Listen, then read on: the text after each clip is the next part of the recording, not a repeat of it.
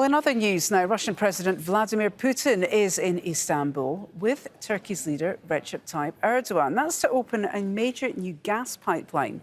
Well, the pipeline is known as Turkstream, and it's 5 years in the making. It not only allows Russia to sell more gas to Europe, it also helps them to bypass Ukraine. Well, Sinem Koseoglu is live for us in Istanbul. Sinem, why is the Turkstream pipeline just so important? This has a symbolic importance, actually, Hala, because despite a bilateral crisis back in 2015, after Turkey shut down a Russian fighter jet by its southern border, this project was halted. And back in 2017, two leaders decided to build this project again. And this is the second direct pipeline carrying gas from Russia to Turkey. And it is seen as a seal of unbreakable Turkey and Russia relations. And the name Turkstream actually was given by the Russian President Vladimir Putin. Both leaders, Erdogan and Putin, see this project, this pipeline, as a connection between the two countries, not only for providing secure energy, natural gas from Russia to Europe, but also as a secure line of political relations. Turkey-Russia relations are not only based on energy supplies or economic relations. As you know, two countries have been allied in the region when it comes to Syria, when it comes to Iraq, and today both leaders actually touched about these issues. For instance, Turkey's President Recep Tayyip Erdogan said Turkey doesn't want any tension, any proxy war actually for Libya, Lebanon or Syria. This is very important. Turkey and Russia are allies in many topics, like the escalation zone in northwestern Syria, Idlib. But they are fighting, they are actually keeping the different fronts in Libya. Turkey supports the UN-recognized government, GNA. Russia supports the Khalifa Haftar in Libya. But it seems two leaders discussed Libya, the tension in Iraq, the humanitarian condition in Idlib, and Turkey and Russia are also expected to provide a mediation for Libya as well. OK, Sinem Koseoglu, following events for us in Istanbul. Thank you very much indeed.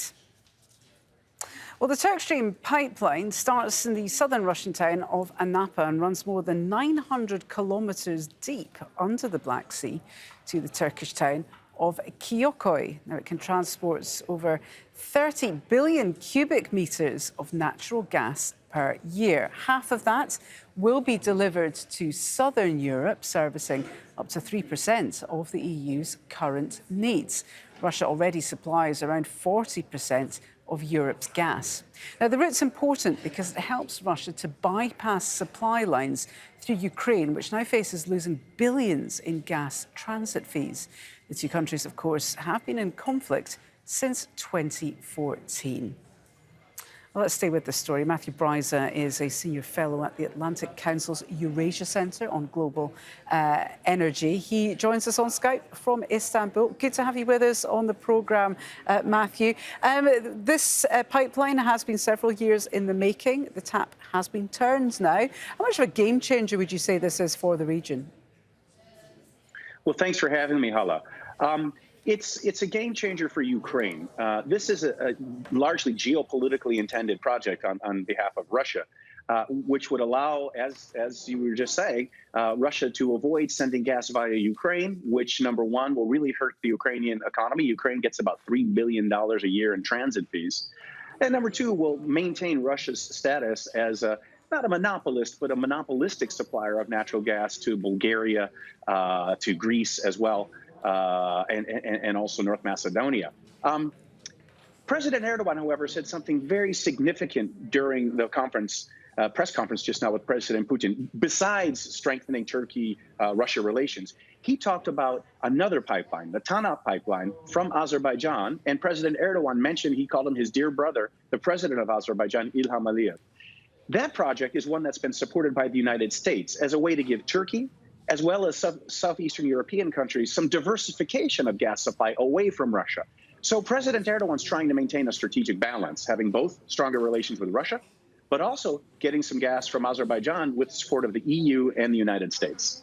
And meanwhile, Turkey is also trying to expand its influence with, of course, the development of a partnership between Turkey and Libya in terms of gas and energy exploration.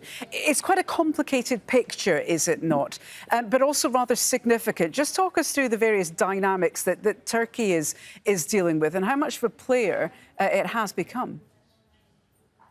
That's a great question. I was just thinking about this and speaking with some friends of mine. Turkey's foreign policy has shifted in the last 6 months or so in quite a significant way.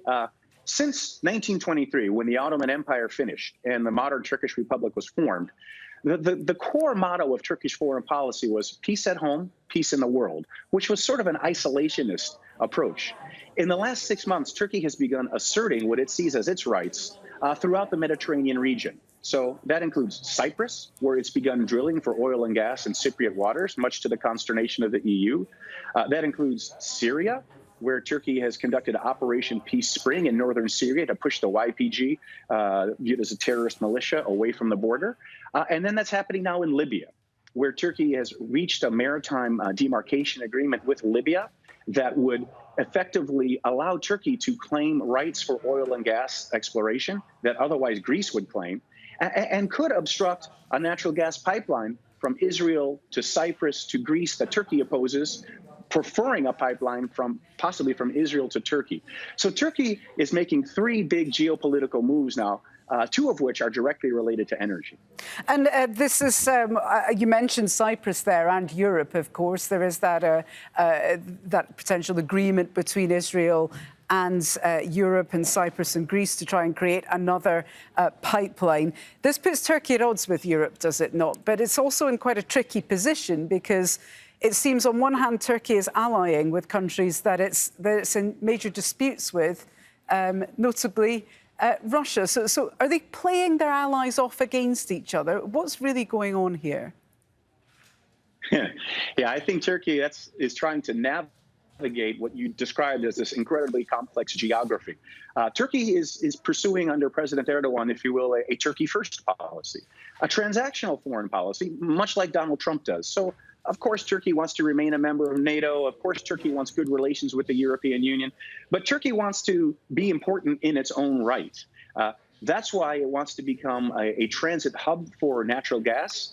Turkey is receiving gas from Azerbaijan, from Iran, from Russia, as we've just been saying, but also a lot of liquid natural gas, believe it or not, from the United States. So Turkey wants to be the key actor geopolitically and geoeconomically in the Eastern Mediterranean and is taking some steps to assert those interests.